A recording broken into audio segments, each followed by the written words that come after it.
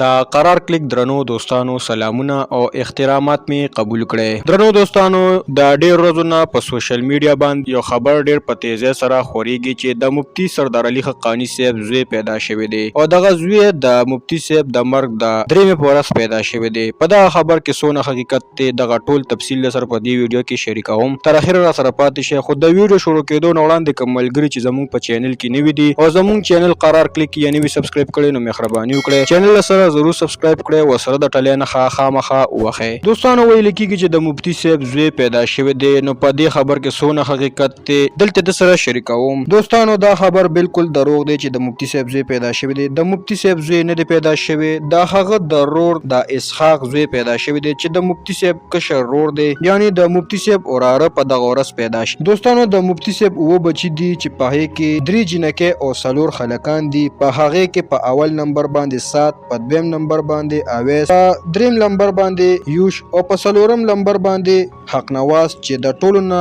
ورکوټي زوی دی. نو د مفتی صاحب زوی نه دی پیدا شوی، دروغ مه وایئ. مفتی صاحب یو داسې انسان و چې د هغه په مرګ باندې ټول مسلمانان هغه کو د پښتو ژبې او کو د بلې ژبې وي، خو ټول مسلمانان به ډېر زیات خپه وو ځکه چې مفتی صاحب یو داسې عالم و چې هر چاته به سپینه خبره کوله.